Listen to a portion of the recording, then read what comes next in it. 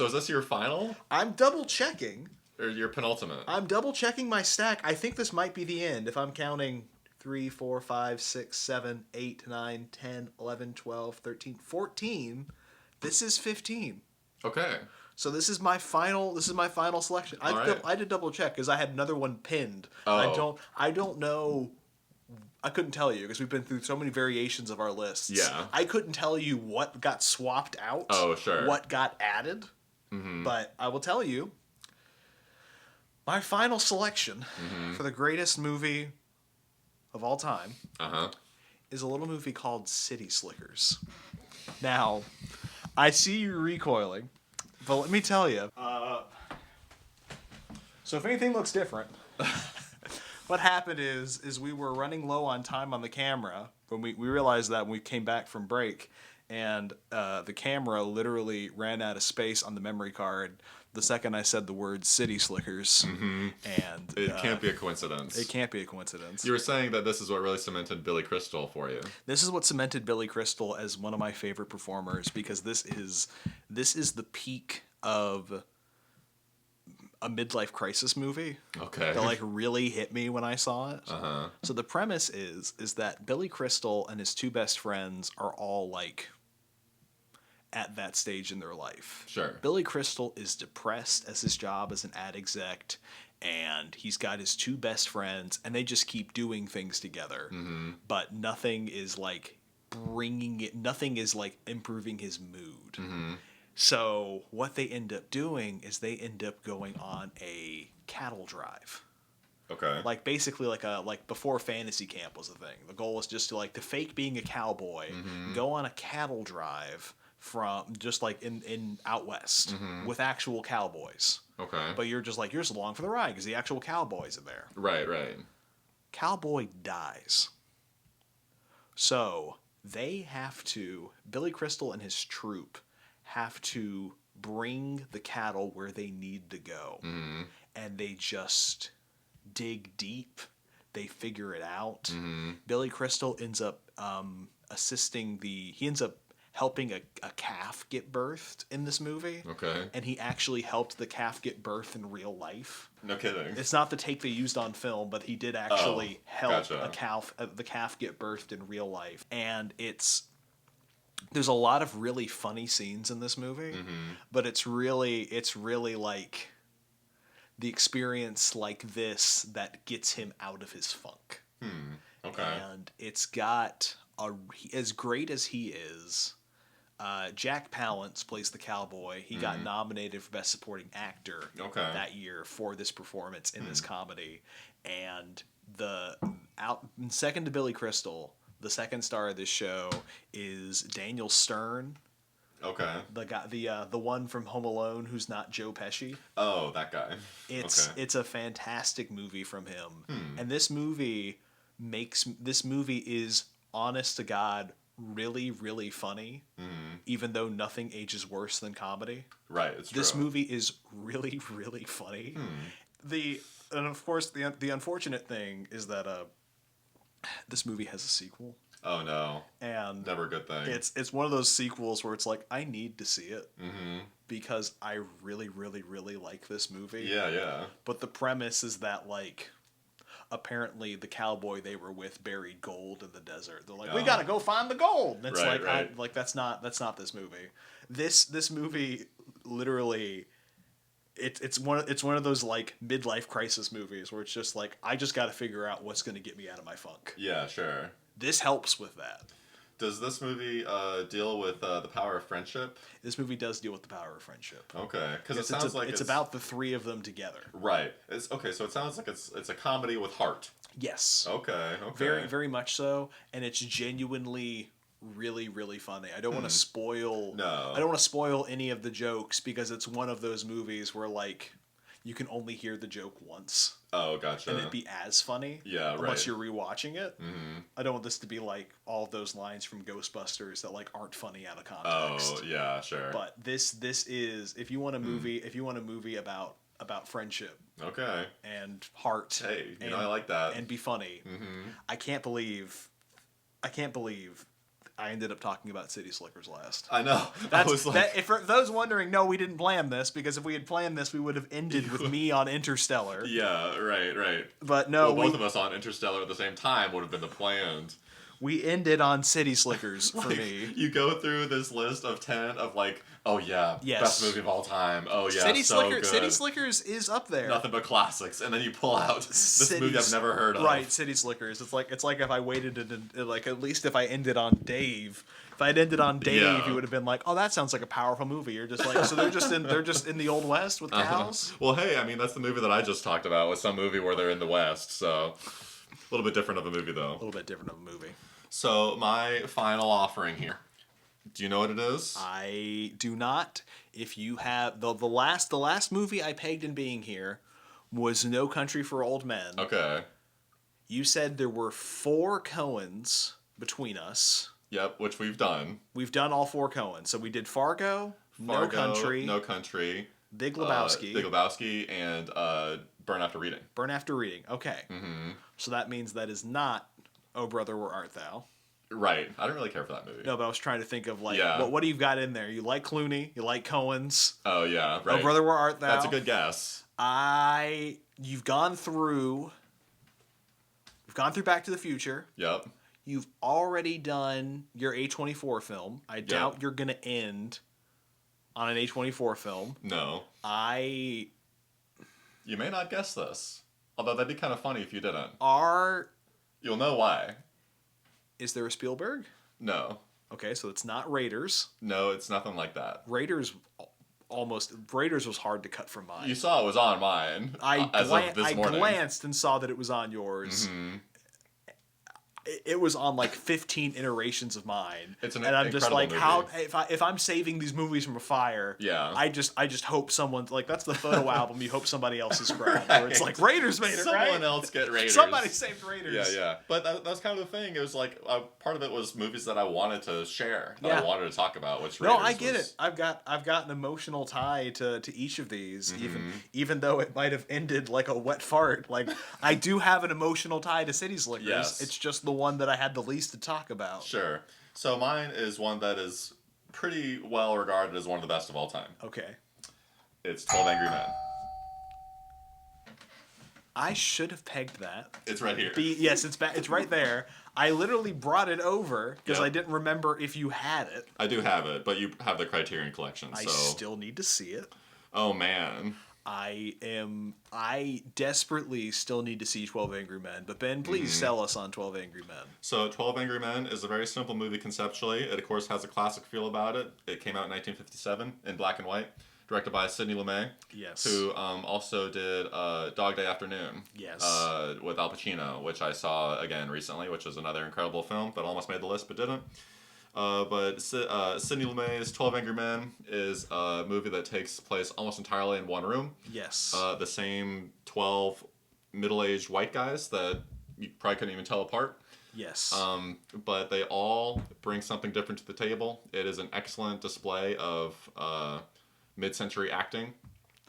And it is a very simple story of one man goes into a jury. He's the only one who thinks it's at all possible that this kid sitting out there in the courtroom did not commit this murder.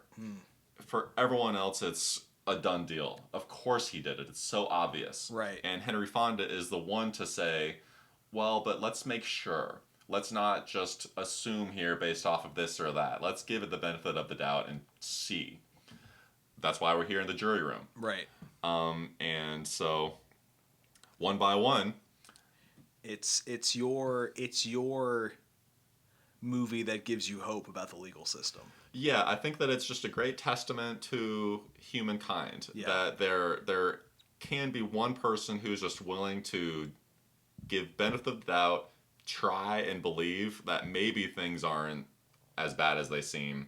That maybe, that this didn't happen the way that it seems like it probably did, which, we could go into, like, how that has modern echoes, of course. But as far as classic movies, I think that this movie is really just a great, powerful, meaningful sentiment about what it means to be a human being.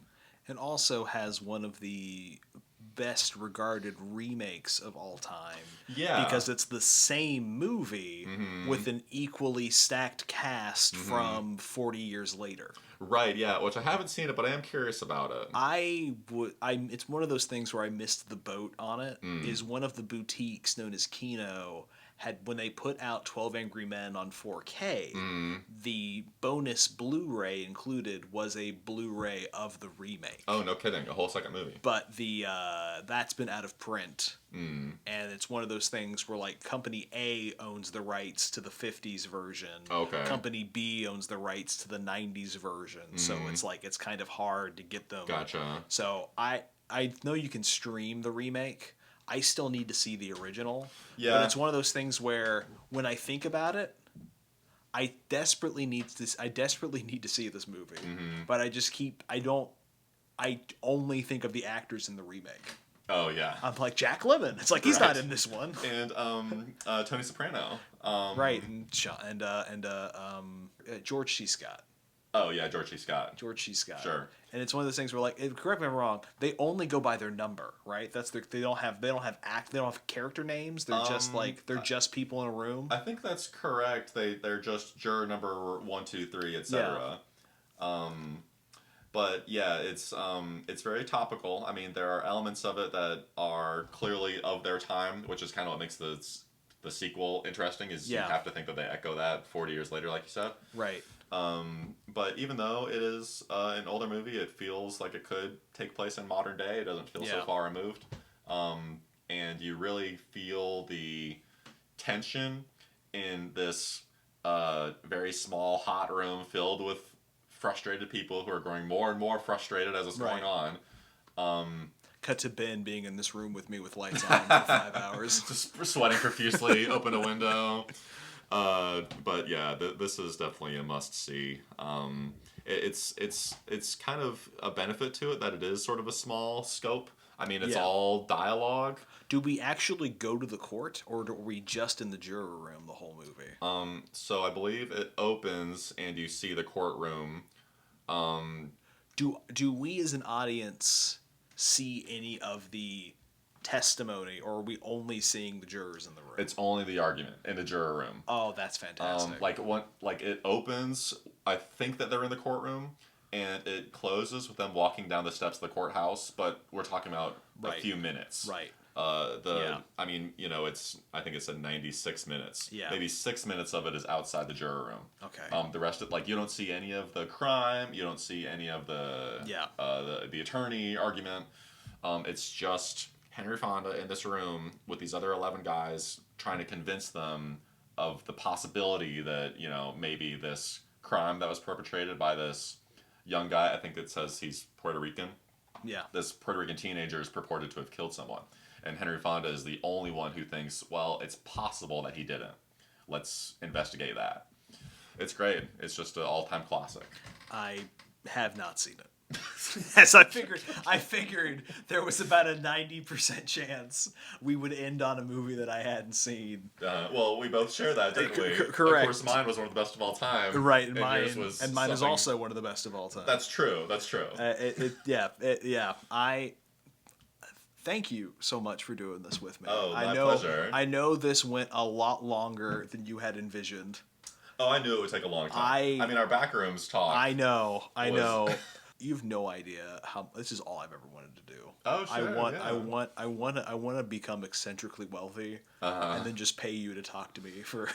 Dude, that's the great thing is you can become eccentrically wealthy and then spend your money elsewhere because you don't have to pay me to do this. I'm not a hostage. I like movies. It's this has been such a great time, to the fact where, like, legitimately, I thought I had to talk about one more. That's why I had to, like, write down my 10 as we were doing it, because I'm like, there's one more I gotta talk about. And then it wasn't. Oh, yeah. Somehow another one got swapped in, and I couldn't tell you what. Because this morning, again, I don't know what happened. This morning, before I left the house, Scream 1 was in my 10. Oh. I cannot believe that I ended on City Slickers, and you ended on 12 Angry Men. The whole time it's not. Did you plan on ending on 12 Angry Men? I didn't plan on it, but it did occur to me that I wanted it, even though they're not in order. Do you want a more perfect showing of our film taste than you talking about 12 Angry Men and me talking about City Slickers? That is a great juxtaposition. I mean, that's like if I went over there and I just said like, oh, by the way, the real answer is Frankenhooker. Yeah, totally. Originally, I had a bit scripted that didn't work out, where it was going to be like, what if I didn't know before I was just like we would each have a pile for the show and tell. I was just gonna have my pile. And then I was just going to start with Space Cop just to see your reaction. And we ended up not doing that. So it's just like, we ended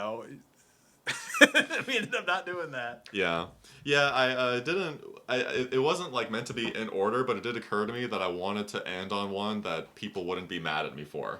And so I'm glad that you did the opposite of that. I legitimately, I was just like, well, I got to get the ones, I got to make sure I talk about all of the ones that people will be like, that has to be there. Yeah, yeah. And I think, thankfully, I do genuinely love Citizen Kane and Interstellar and The Prestige. But I don't know a worse one for me to have ended on, because it's like, well, I can't tell you all of the best jokes in this video.